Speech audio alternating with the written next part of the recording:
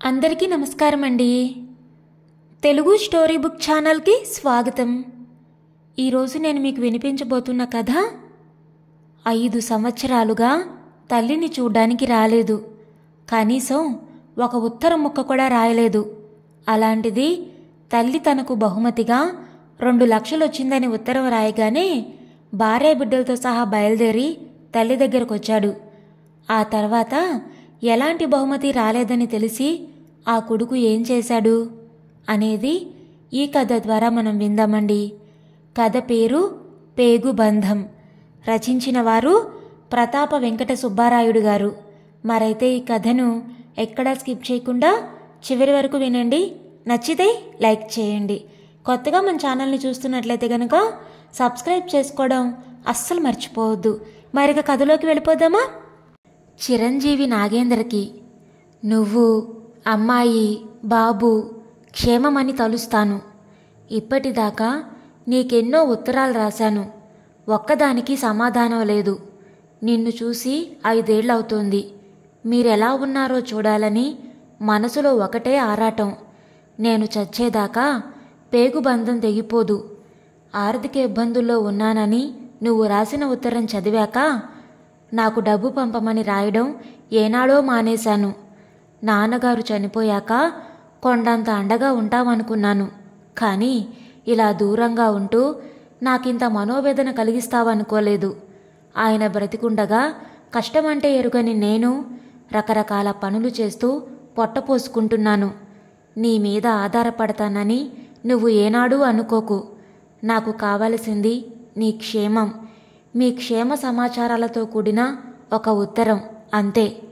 అన్నట్టు మొన్న ఉగాది సందర్భంగా జెమినీ టీవీ వారు నిర్వహించిన పోటీలో సరదాగా పాల్గొన్నాను. పక్కింటి మాస్టర్ గారింట్లో టీవీ చూడడం నాకు వ్యాపకమైంది. 2 లక్షలు బహుమతిగా వచ్చింది. ఇంకా చేతికందలేదు. ట్యాక్సులు అవి పోను త్వరలో లెక్కలు చూసి అందిస్తారట. ఏ ఆసరా లేని వాళ్ళకి భగవంతుడే ఒక ఆసరా అని అర్థమైంది. వార్ధక్యాన్ని ఆ డబ్బుతో చీకు చింత లేకుండా గడిపేద్దామనుకుంటున్నాను. నీకు వీలుంటే ఒకసారి అమ్మాయితోటి, బాబుతోటి రా. మిమ్మల్ని చూడాలని ఉంది. మీ అందరికీ నా ఆశీస్సులు. ఇట్లు మీ అమ్మ. ఉత్తరం ఆశాంతం చదివిన నాగేంద్రకి కళ నిజమా అనిపించింది. చదివింది కరెక్టేనా అని మళ్ళీ మళ్ళీ చదివి ఆశ్చర్యానందాలతో ఉక్కిరిబిక్కిరయ్యాడు. జెమినీ వాళ్ళు నిర్వహించిన కార్యక్రమంలో తన తల్లి పాల్గొనడం ఏమిటి? 100-200 పంపమని దేబిరించే తల్లికి 2 లక్షలు రావడం ఏమిటి? దైవికమంటే అదేనేమో. ఇప్పుడు కనుక తల్లిని చూసి ప్రేమగా 2 మాటలు మాట్లాడితే ఆ డబ్బు మనవడి పేరు మీద ఫిక్స్డ్ చేస్తుంది. ఆలోచన వచ్చిందే తడవు. వసూ అంటూ గట్టిగా భార్యని కేకేశాడు. వంటింట్లో వంట పనిలో తలమునకలై ఉన్న వసుంధరకి భర్త పెట్టిన గావుకేక వినిపించి, ఏంటండి విసుగ్గా అంటూ బయటకొచ్చింది. రేపు ఊరెళ్ళి మా అమ్మని చూస్తున్నాం అన్నాడు. ఏ మీ అమ్మని చూడాలని బెంగ పట్టుకుందా? వెటకారంగా అంది. సర్లే ఆపవోయ్ నీ వ్యంగ్యం. నేను చెప్పేది విన్నావంటే శ్రీమతి పోతుంది నీ మతి. కవితా ధోరణిలో అని మా అమ్మ జెమినీ వాళ్ళు పెట్టిన కాంపిటీషన్లో పార్టిసిపేట్ చేసి 2 లక్షలు గెలుచుకుందిట. ఇప్పుడే ఉత్తరం అందింది అన్నాడు.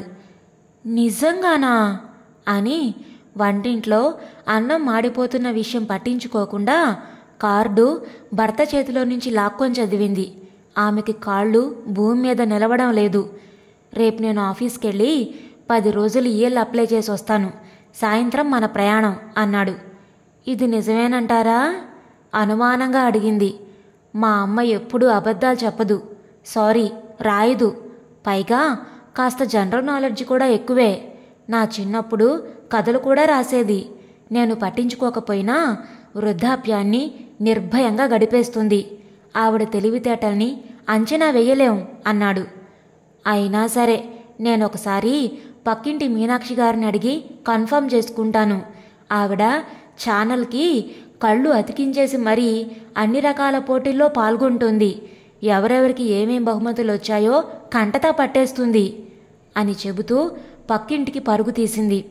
మీనాక్షిని కలిసి మొన్న ఉగాది సందర్భంగా జెమినీ టీవీ వాళ్ళు నిర్వహించిన పోటీలో తులసమ్మ అనే ఆవిడికి 2 లక్షలు వచ్చిందా? ఆత్రంగా అడిగింది. ఆవిడది బాపట్లే కదా, అదృష్టవంతురాలు, బంపర్ ప్రైజ్ కొట్టింది. ఇంతకీ ఈ వివరాలన్నీ మీకెందుకు? ఆరా తీసింది. ఆవిడ మా అత్తగారు అని చెప్పి ఇంటికి పరుగులంకించుకుంది. ఆమెకు ఒళ్ళు తూలిపోతున్నట్టు అనిపించసాగింది. 2 లక్షలన్న పదం చెవుల్లో ప్రతిధ్వనించసాగింది. ఏమండి, వెంటనే నాకు అత్తయ్య గారిని చూడాలని ఉంది. నా నోటితో కంగ్రాచ్యులేషన్స్ చెప్తే తప్ప మనశ్శాంతి ఉండదు. రేపటిదాకా ఎందుకు, మీ ఫ్రెండ్కి ఫోన్ చేసి లీవ్ విషయం చెప్పేయండి. మనం ఇవాళ రాత్రే రైలెక్కేద్దాం. తెల్లారేసరికల్లా 2 లక్షల ఆనందంతో మనము పాలు పంచుకోవచ్చు, హక్కుదారులము కావచ్చు. ఏమంటారు అంది. కరణేషు మంత్రి చెప్పిన ఉపాయం బేషుగ్గా ఉండడంతో వెంటనే స్నేహితుడికి ఫోన్ చేసి, నేను నాగేంద్రని మాట్లాడుతున్నాను, ఊరు నుంచి అర్జెంటుగా రమ్మని మెసేజ్ వచ్చింది. ఇవాళ రాత్రికే వెళుతున్నాం. రేపు బాస్ని ఎలాగైనా కన్విన్స్ చేసి లీవ్ విషయం చెప్పు. 4-5 రోజుల్లో వచ్చేస్తాం అని ఫోన్ పెట్టేసి బట్టలు సర్దనంలో భార్యకి సహాయం చేయసాగాడు. వసుంధర పిల్లాన్ని గబగబా ముస్తాబు చేసింది. హఠాత్తుగా తనలా ముస్తాబు ఎందుకు చేస్తుందో అర్థం కాక, అమ్మా మనం ఎక్కడికి వెళుతున్నాం అని అడిగాడు. మీ బామ్మ దగ్గరికి రా అంది. వాడానందానికి అవధి లేదు. వేసవి సెలవులకి బామ్మ దగ్గరికి తీసుకెళ్లమని ఎన్నిసార్లు అడిగినా తిట్టేవాళ్ళు. ఇవాళ వాళ్ళంతటా వాళ్లే బామ్మ దగ్గరికి తీసుకెళతామనడం వాడికి విచిత్రంగా ఉంది. రిక్షా దిగిన కొడుకుని, కోడల్ని, మనవడిని ఆప్యాయంగా ఆహ్వానించింది తులసమ్మ. ఆమె మనసు ఆనందంతో ఉప్పొంగుతోంది. అన్నేళ్ల తర్వాత కొడుకుని చూడ్డం ఆవిడ్ని తీవ్రమైన ఉద్వేగానికి గురిచేస్తోంది. మాతృప్రేమ పెళ్ళుబుకుతోంది. ఆనంద బాష్పాలకి ఆ కళ్ళు ఆనకట్టలు కట్టలేకపోతున్నాయి. 4 రోజులు గిర్రున తిరిగిపోయాయి. తల్లి దగ్గర 2 లక్షల విషయం కదుపుదామని చాలాసార్లు అనుకున్నాడు. కానీ ఎలా కదపాలో తెలియడం లేదు. విషయం ఎలాగైనా కదపమని వసుంధర భర్తకి కనుసైగలతోనే అనుక్షణం వర్తమానాలు పంపుతూనే ఉంది. 2 లక్షల విషయం ఆవిడెందుకు చెప్పడం లేదో వాళ్ళకు అర్థం కావడం లేదు. తల్లిని పువ్వుల్లో పెట్టి చూసుకుంటున్నాడు కొడుకు. కోడలైతే ఆవిడ్ని కాలు కింద పెట్టనీయడం లేదు. మనవడు అహర్నిశలు ఆవిడ్ని అంటిపెట్టుకొనుంటున్నాడు. ఒకవేళ ఎప్పుడన్నా వదిలి వెళ్ళినా ఆ తల్లిదండ్రులు వాణ్ణి తీసుకొచ్చి ఆవిడ ఒళ్ళో కుదేస్తున్నారు. ఒకరోజు రాత్రి 6 బయట అందరూ కూర్చుని కబుర్లు చెప్పుకుంటూ ఉండగా 2 లక్షల విషయం కదపడానికి అదే అదనని, అమ్మా నీకు బహుమతిగా వచ్చిన 2 లక్షలు ఎప్పుడు నీ చేతికొస్తాయి? నేనేమైనా సహాయం చేయాలా అన్నాడు. తులసమ్మ కొడుకు వంక ఒకసారి చూసి దీర్ఘంగా నిట్టూర్చి, నాకే బహుమతి రాలేదు. మమతానురాగాలకి ఇది కాలం కాదు, కేవలం డబ్బు మాత్రమే. అది బంధాలని కలుపుతోంది, నిలుపుతోంది. అయితే పేగు బంధం డబ్బు బంధం కన్నా గొప్పది. నువ్వు రెక్కలొచ్చిన పక్షివి. తల్లి పక్షి నోటితో ఆహారం తెచ్చి ఎగరలేని పిల్లపక్షులకి పెడుతుంది. కానీ పెరిగిన పిల్లపక్షులు మాత్రం ఎగరలేని తల్లి పక్షికి ఆహారం పెట్టడం మనం చూడం. నిజానికి ఏ పశుపక్షాదుల్లో అలాంటిది చూడము. అలా ప్రకృతే వృద్ధాప్యాన్ని ఆదుకోకుండా పరిహసిస్తుంది. అయితే వివేకవంతుడైన మానవుడు మాత్రం తను పెరిగి పెద్దవాడై తల్లిదండ్రుల్ని ఆదుకోవడం ధర్మం అనుకున్నాడు. కానీ స్వార్థం మితిమీరిపోయిన ఈ రోజుల్లో రెక్కలొచ్చిన పక్షుల్లా ఎగిరిపోతున్నారు.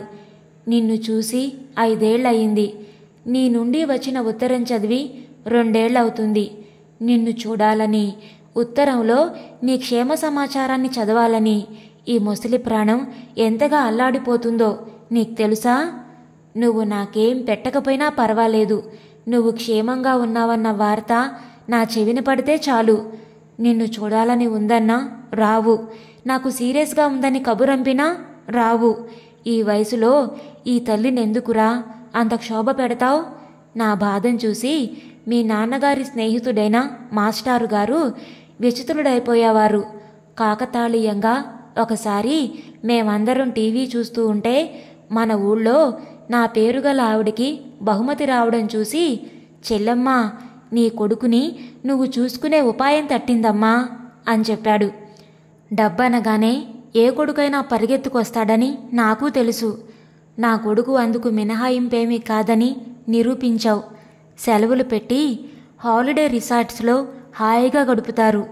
ఎల్టీసీలతో ఎంతో దూరాలకి వెళ్ళి ఎంజాయ్ చేస్తారు. మీ మీదే ఆశలు పెట్టుకొని కళ్ళలో వత్తులు వేసుకొని ఎదురుచూసే తల్లిదండ్రుల్ని చూడాలని ఎందుకు అనిపించదు? కనీసం కార్డు ముక్కన్నా ఎందుకు రాయరు? గర్భాన పుట్టిన వాళ్లే ఆగర్భ శత్రువుల్లా ప్రవర్తిస్తుంటే ముసలి హృదయాలు ఎంత తల్లడిల్లిపోతాయో తెలుసా? ఆ భగవంతుడు పిల్లల గుండెల్ని పాషాణాలుగా ఎందుకు మార్చాడో, తల్లి మనసుని అనుక్షణం పిల్లల క్షేమం కోరే మార్ధవంతో ఎందుకు నింపాడో. తల్లి కాటికిపోయేదాకా పేగుబంధం పోదు. జవసత్వాలుడిగిపోయి రోగాలతో యుద్ధం చేస్తూ మృత్యువు నుంచి నేనెంతో కాలం తప్పించుకోలేను. కనీసం నేను చచ్చేదాకన్నా నన్ను చూడ్డానికి రాకపోయినా ఒక కార్డు ముక్కన్నా మీ క్షేమ సమాచారాలతో రాయి. అదే నీ ఈ తల్లికి ప్రాణం పోసి పునర్జీవితురాల్ని చేస్తుంది. లేదంటే కొడుకు కోసం పలవరిస్తూ కన్ను మూస్తుంది. బ్రతికున్న ఈ 4 రోజులు నీ తల్లికి పుత్రవాత్సల్య భిక్ష పెట్టు బాబూ. ఆవిడ గొంతు దుఃఖంతో జీరబోయింది. తల్లి తన దగ్గరుందామని వస్తే నానా మాటలు అని గెంటేయడం, ఇప్పటిదాకా ఆ తల్లిని తలుచుకోకపోవడం అన్నీ గుర్తుకొచ్చి అతని మనసు శరాఘాతానికి గురైనట్టయింది. చిన్నప్పటి నుండి పెళ్ళయ్యేదాకా ఆవిడ చూపిన ఆప్యాయతకి రుణగ్రస్తుడై కృతజ్ఞుడిగా ప్రవర్తించినందుకు తన మీద తనకే సిగ్గేసింది. అమ్మా! తల్లి ఒడిలో కళ్ళనీళ్లతో ఒరిగిపోయాడు. ఆ వెచ్చని ఒడిలో చిన్నప్పటి అనుభూతులన్నీ ఒక్కొక్కటిగా మస్తిష్కంలో మెదలసాగాయి. కృత్రిమత్వంలో కొట్టుమిట్టాడుతూ ఎన్నాళ్ళు ఏం కోల్పోయాడో అనుభవంలోకొచ్చింది. కొడుకు ఎంత పెద్దవాడైనా తల్లి ఒడిలో పిల్లవాడే. ఆవిడ చేయి కొడుకు తల నిమురుతోంది. అది చూసి వసుంధర కూడా బాబునెత్తుకొని ముద్దులతో ముంచెత్తింది. ఇదండి ఈరోజు కథ. ఈ కథని గురించిన మీ విలువైన అభిప్రాయాలను కామెంట్స్లో తప్పకుండా తెలియచేయండి. ఇంత మంచి కథను మనకు అందించిన ప్రతాప వెంకట సుబ్బారాయుడు గారికి మనందరి తరపు నుంచి ధన్యవాదాలు తెలియచేసుకుంటున్నానండి. మరి కథ మీకు నచ్చిందా? నచ్చితే లైక్ చేయండి, షేర్ చేయండి. అలాగే కొత్తగా మన ఛానల్ని చూస్తున్నట్లయితే కనుక సబ్స్క్రైబ్ చేసుకోవడం ద్వారా ఇలాంటి మరెన్నో మంచి మంచి కథలను మన ఛానల్ ద్వారా వినవచ్చు. మళ్ళీ రేపు మరొక మంచి కథతో మీ ముందుకు వస్తాను. అంతవరకు ఉంటానండి.